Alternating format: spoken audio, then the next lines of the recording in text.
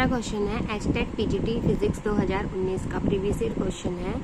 Question क्या है, the magnetic vector potential associated with some magnetic field is given as A is equal to minus of K cap I by C log X square plus Y square. हमें निकालना क्या है, magnetic field की value निकालनी है। हमें magnetic vector potential दिया है ए वेक्टर, ठीक है। हमारे ऑप्शन है, ऑप्शन नंबर 1 है 0, 2 है 2IC i cap y minus j cap x divide by c x square plus Y square. Option number 3 है -2I i cap y minus j cap x divide by c x square plus Y square. Fourth option है -2I x i cap minus y j cap divide by c root of x square plus Y square. अब हमें पता है जो magnetic field है वो क्या होता है, कर्ल होता है किसी भी वेक्टर पोटेंशियल का, यानी कि बी वेक्टर क्या है हमारा मैग्नेटिक फील्ड है, ए क्या है हमारा वेक्टर पोटेंशियल। तो जो मैग्नेटिक फील्ड है वो कर्ल होगा किसी भी वेक्टर पोटेंशियल का।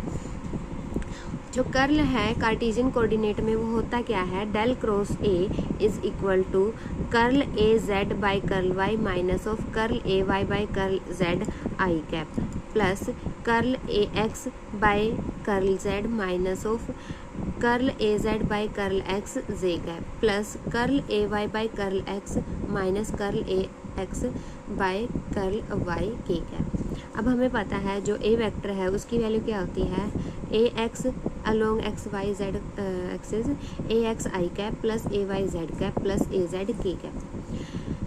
फ्रॉम गिवन हमें पता है, अगर हम इस इक्वेशन को हमारी गिवन इक्वेशन के साथ कंपेयर करके देखें तो हमें यहाँ पर के कैप मतलब जेड कंपोनेंट की वैल्यू दी हुई है ना। यहाँ पे ए एक्स वाला नहीं है, ए वाई वाला भी नहीं है, लेकिन ए जेड वाला है, क्योंकि ए जेड के साथ क्या है, के कैप है। तो हम अगर कंपेयर करें तो हमारे पास ए एक्स की वैल्यू 0 है, ए वाई की वैल्यू 0 है, ए जेड की वैल्यू क्या है हमारी इस इक्वेशन से i minus of i by C log of x square plus Y square.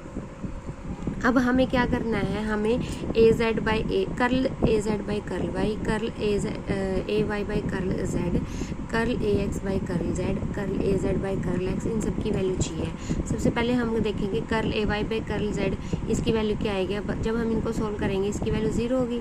Curl A x by curl Z की वैल्यू भी 0 होगी। कर्ल ए एक्स, उसके बाद क्या है, curl A z by curl y की अगर वैल्यू निकालें, वाई कंपोनेंट इसमें है, तो अब हम इसका क्या कर देंगे, डेरिवेटिव कर देंगे। डेरिवेटिव सोल्व करने के बाद क्या आएगा, minus of 1 by c 2y divide by x square plus Y square. Z component है ही नहीं तो curl A y by curl z 0, और जेड कंपोनेंट इसमें भी नहीं है तो 0। Now curl of A z by curl x, x के अलोंग डेरिवेटिव करेंगे तो minus of 1 by c 2x divide by x plus Y square, और curl A y x by curl y 0 होगा, curl A y by curl x भी 0 होगा।